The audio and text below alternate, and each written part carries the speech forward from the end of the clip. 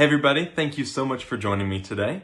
I'm very excited to be talking to you about my journey, about how I started being interested in music and how that has kind of progressed into what I do with music today, and how that has just kind of been the career path that I've chosen.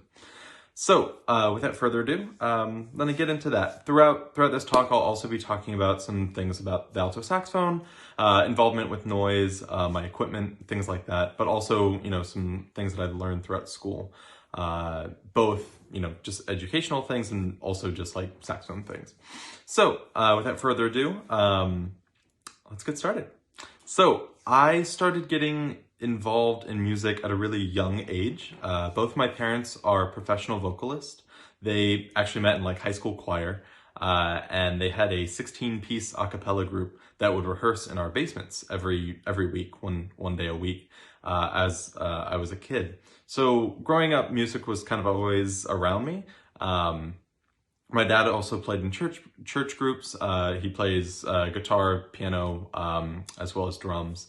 So growing up, I was always around music. I picked up a violin in 4th grade. It was my first ever instrument because they gave us the choice of like play violin or play in the orchestra, or go around outside for 40 minutes. So I was like, well, I'm gonna stay in the AC, and so I learned violin. Didn't go really well. Moved on to guitar in 5th grade, since we had a lot of guitars around. My dad had a minor in guitar in his undergrad. So I picked up guitar, also didn't gel with me that well. But then 6th grade came around and it was time to choose either, going into choir class, going in band class, or going into orchestra. At the time, I have an older brother who's 3.5 years older than me. Hi, Brendan Bear, if you're watching. He was playing saxophone. So I was like, well, maybe I can play saxophone just like him. I was also interested in the trumpet and the trombone at that time. But came down to the, deciding day, and I chose saxophone. It was kind of the cheapest way to go since we already had one. And I kind of knew what, Brendan was, how he played the saxophone and things like that. So I was accustomed to the sound of it, which I enjoyed. And then he would also teach me how to, do some things that, normally a 6th grader wouldn't know how to do when they first picked up. So he taught me, some fingerings and things like that, taught me some scales. And it was great. I was lucky enough to really enjoy the saxophone throughout middle school and high school. But it wasn't until about my sophomore year when I got actually more involved in saxophone. I started taking lessons every week during my sophomore year with my old band director, Dennis Brown. And he introduced me to, a whole nother level of saxophone playing. So I was trying out for like the all county, all district, all state things. And he was an amazing teacher and pushed me really hard to get better. He studied jazz as well as classical for his master's, but he was more primarily a jazz musician. So he picked out a piece that he worked on during his master's, and it was a really, really tough piece for saxophone. So I was playing that my sophomore year, junior year of high school, which at that point it was, probably a little too early, but it really made me like, just like learn really fast and like learn really hard music really, really fast. But the piece that I was working on was the Creston Concerto. So if any saxophones are, watching, saxophonists are watching, obviously we all love the piece, we all know the piece, and we've probably all heard Otis Murphy's recording of this off of that song CD with a little bird on the front. So that was actually the first piece that I heard for classical saxophone, and at that moment I was like, that's what I want to do. I want to sound like Otis Murphy. And the next 2 years I was, going through the motions and trying to get, better and better until I got into undergrad.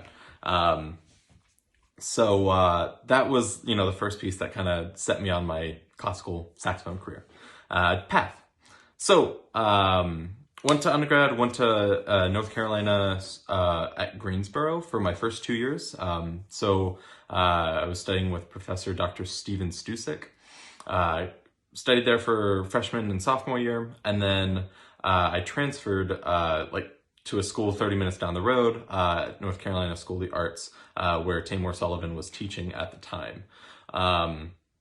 Those 4 years of undergrad were amazing. Obviously every undergrad and every person have their ups and downs. But I took a lot of great memories and friendships with me that I still hold very, very close today. A lot of those people, both saxophone friends that I've met, but also just like other instrumentalists, I think are a huge reason why I'm here today. I don't think if I went to any other schools, I would have been pushed as much as I was through my colleagues and through my friends who were in the saxophone studio, but also the other studios at the school that I became close with. My first day, I remember at undergrad, I was walking to the music building to find a locker for my saxophone. And I remember hearing Tyler Young. So if you're a saxophonist, you probably know Tyler. He is the current DMA student at Michigan State University, studying with Joe Luloff. But Tyler and I became super, super close friends. But he was the very, very first person I ever met at North Carolina at Greensboro.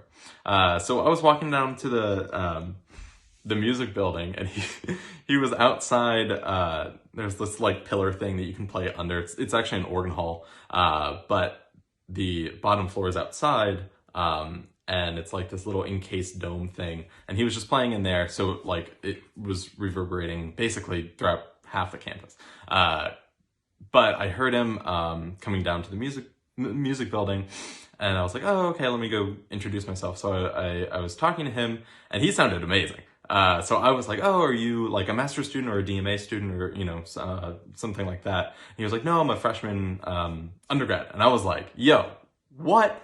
Because he sounded so good, and it was a big wake-up call where I was not at that level, and I had a lot of catching up to do. So throughout my undergrad, I was always thinking about, honestly just catching up to Tyler, which was a lot of fun.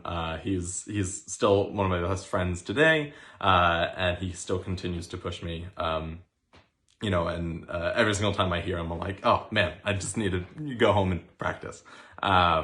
So that was basically undergrad for me. When I went to School of the Arts, there was a lot of other amazing saxophonists that became close friends of mine, that really just kind of kept on pushing me. So it was a lot to do with the students that were already in the program. From there, went to Northwestern, and then the reason why I went to Northwestern is actually a very different reason than what I thought I was going to be doing now. I went there because I wanted to be in a military band. Growing up, I grew up about 30 minutes south of Washington, D.C. in Woodbridge, Virginia.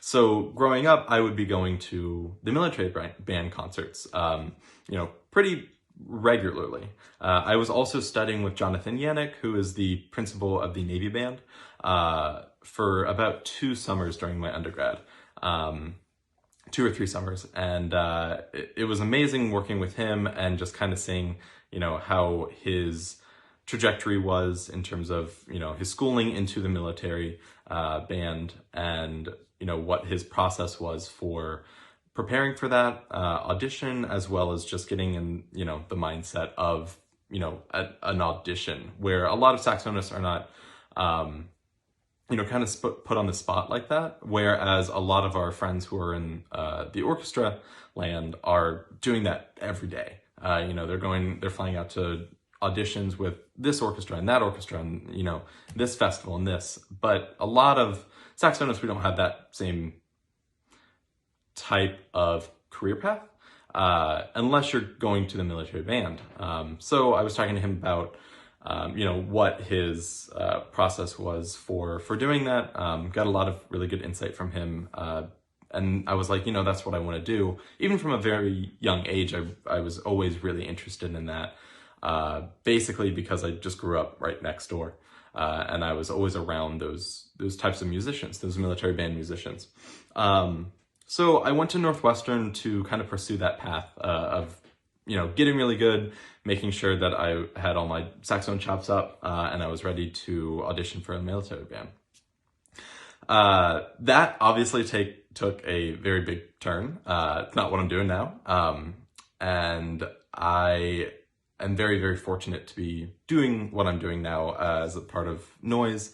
And I wouldn't trade it for anything. It's amazing. But while I was at Northwestern, obviously this is when Noise met. Jordan, myself, Janos, and Brandon all got together, and we started, playing and things like that. And you guys kind of know the rest of that. But I think that is kind of my trajectory in terms of going from, where I was like, oh, what is this saxophone instrument that I played in marching band, and like didn't really, only chose it because my brother chose it, to being, having master's degree in saxophone performance, and basically revolving my whole life around it. So now I'm going to talk a little bit about my equipment and my setup for saxophone, and then I'm going to kind of dive into a little bit of specific things that I do that I'm thinking about when I'm playing chamber music, when I'm playing with Noise, and yeah. So without further ado, let's start with the saxophone. So I switched to, so I play on a Selmer Series 3 Jubilee. I switched to this, it was my second year of my master's. I was playing on a Yanagasawa 991 before that, which I love Yanagasawa horns. I think they have an amazing intonation. I think they have amazing tone. I really, really like the ergonomics of the horn. It feels really, really natural in my hands. So I was a little apprehensive of, going away from the Yanagasawa route. But I was playing in Noise, and we were trying to get a better blend, and I was having some issues with my own personal sound in terms of like high A through C. It was, the sound was just spreading. It was getting way too bright. And nothing I could, like everything I tried, I was working with Professor Sullivan, wasn't, doing enough. And he would try the horn and he was like, yeah, it's just like, it's kind of just the horn. And I was like, okay, so I started looking at new horns, or different types of horns. So I tried out the new Yanagasawa WO series, which they're amazing horns. I really, really like them. But I actually ended up going with the Selmer Series 3. I think it had the best sound concept that I was going for. And I think it, ergonomics wise, it's fantastic. It's super fluid. Selmer has the one thing about them is like, the intonation of the horn. And I think everybody who plays Selmers right now, we've kind of had to go through a change of like, how to voice differently for this horn. I know that I did, playing that Yanagasawa for 10 years, the intonation tendencies are very, very different. So I do work a lot with, like, when I am practicing, doing a lot of like intonation work, because I feel like that's the one thing that I need to just have always 100%, especially when you're playing in a chamber group where you're playing a middle voice and you have to know your instrument so well that you know where to be, 14 cents flat, or you know where to be 2 cents sharp, even on these notes that are, the tendencies want to be in the opposite, or they, if the tendency on the D is, 20 cents sharp, you're going to need to know how to bring that down to 14 cents flat if you're a third of a chord playing a D, or a middle D. So, knowing your horn inside and out for intonation is a big part of what I personally practice and what I think about when I'm playing in the chamber setting. So I think the Series 3 is flexible enough to allow me to do that in any direction, either go sharper, go flatter.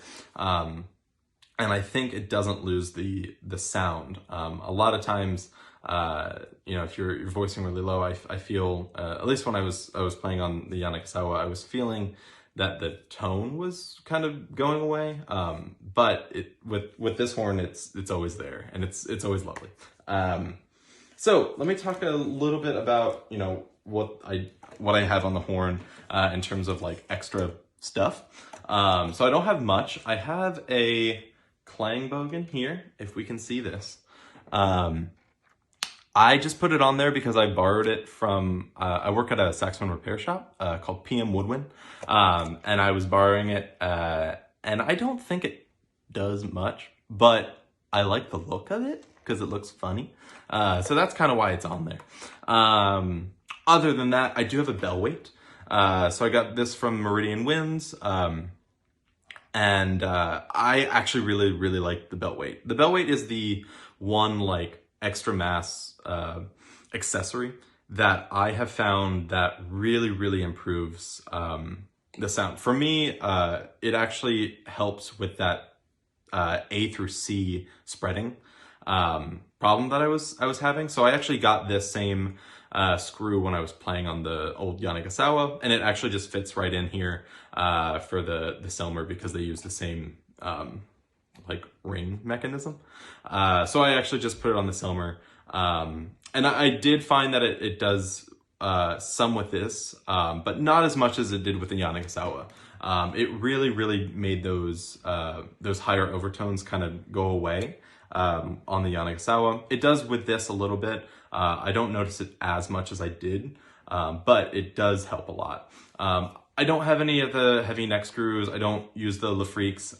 You know, I've tried all these things, but this is the one that I've noticed that affects my playing the most.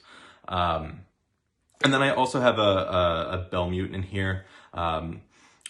This is, you know, obviously just for intonation. It does help a little bit, I think, with, you know, rounding up the tone of the low notes, like B flat and B. I do think that it does affect the tone of those notes a little bit. But you know, obviously we all use these for purely intonation. If you're using altos, also some tenor players use them as well. Mine's pink. Pink is my favorite color. Janos makes these. And I think if you want one, you can reach out to him and he'll probably make you one. I think I had to pay him like $5 or something. But well worth it. Get your Bs and your B flats in too. So that's kind of the accessories on the horn. I play a regular lacquered Summer Series 3 Jubilee with the same original stock neck that came with it. And I love it. It's a great horn and it does what I need it to do. Next, I'll talk about my mouthpiece and setup, ligatures, and all that. So the mouthpiece that I play on is a S90 180 facing. You can't even see this anymore. Selmer. So worn out. I've had this mouthpiece for a while. I should probably use another one. But I've actually been kind of going through a big mouthpiece excursion of trying to find out, you know, what mouthpiece fits me the best, but also what mouthpiece fits in the group setting the best. I found that the S90 180 is the one that does that. I think it gives me the projection when I need it, but also it blends the best with the group in terms of our group sound that we are striving for. I've tried playing the concept with the group. I've tried playing the new Van Doren profile mouthpiece with the group. I've you know, tried a lot, and I always gravitate back to this, and would highly recommend it. The ligature that I'm playing on now, which is very new to me, is the Silverstein Cryo 4. This ligature is actually really nice. I was playing on a solid silver Ishimori for a long time, and have always loved that, but I started trying these out. I have a couple very close friends that are playing them, that are endorsed by them, so I started playing them. And it took me a little bit of getting used to because the reed does vibrate a lot differently than it did with the solid silver Ishimori. So I think my reeds were just not conditioned to the way that I needed them to be when I was playing on this ligature. So I opened up a new box, tried out, broken those reeds with this ligature instead of my Ishimori Solid Silver. And then throughout that, breaking process, I started falling in love with this ligature, and I've been playing it exclusively for about 3 months. It hasn't been that long. But I am liking it a lot. I think that it frees up the reed a lot, and it makes everything a little bit more flexible. I think the Ishimori does that, but not as much. And it's kind of whatever preference you want. I feel like the Solid Silver Ishimori just gave me a little bit more resistance. And I am a player that I think likes a little bit of resistance, but I'm kind of getting away from that as I get older. And this is the ligature that is working for me currently, and I really like it. So last thing about the mouthpiece and the ligature is the reeds. So the reeds that I use are just traditional Van Doren 3.5 blue box.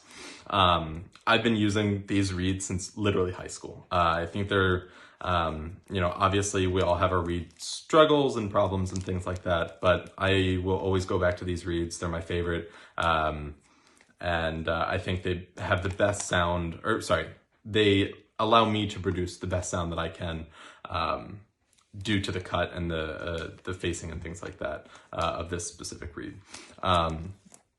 So that's kind of all about the equipment in terms of the saxophone. I do want to talk about 2 other things before I go. One of them being the neck strap that I use. So I use the Balam harness, the Winmarie. This is a harness made by Boston Sax Company, or Boston Sax Shop.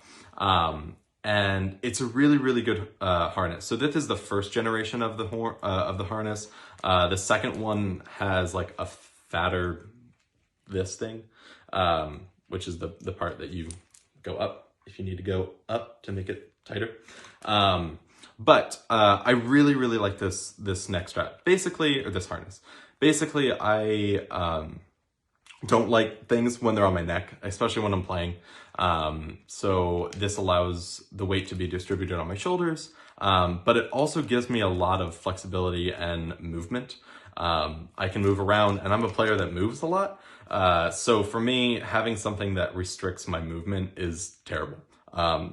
But this is the one thing that I have found works for me the best. I've been playing on this exact neck strap since they came out, so it's been about 3 or 4 years, and it's never broken. It still looks basically brand new. The quality of the leather is really, really good, and the material that's inside this is really sturdy. I've actually had to bend this a little bit to make it fit my body shape, but it holds the shape really, really well, and it's always really reliable. Plus, it folds really compactly. I know a lot of harnesses don't either fold compactly, so it's hard to put them away, or they're just like a pain to put on. This one is like the easiest thing. You just open it up, have the hole, you put it on, and you're good to go. Where a lot of harnesses have a lot more in-depth process of putting them on. This one just goes over your head and it's there. And the last thing that I want to talk about is actually just my reed storage. So reed storage is a huge topic in saxophone culture, and every other reed instrument culture. My whole thing is I actually just keep them in the box, in those little plastic sleeves, and then I put them in Tupperware.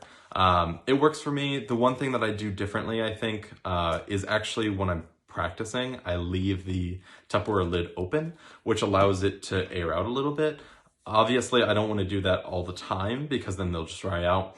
But I found that my reeds were getting, or the box was keeping, the Tupperware was keeping too much moisture in it after I played, even when I wiped off my reeds and things like that. But because I'm rotating my reeds when I'm playing, I play through 4 reeds a day or something like that. I'm putting 4 reeds with some moisture on them going back into the Tupperware. But I was finding that was just too much overnight. Did have some mold problems at some point, but ever since I started opening the lid when I'm practicing, I haven't had that. That's about it.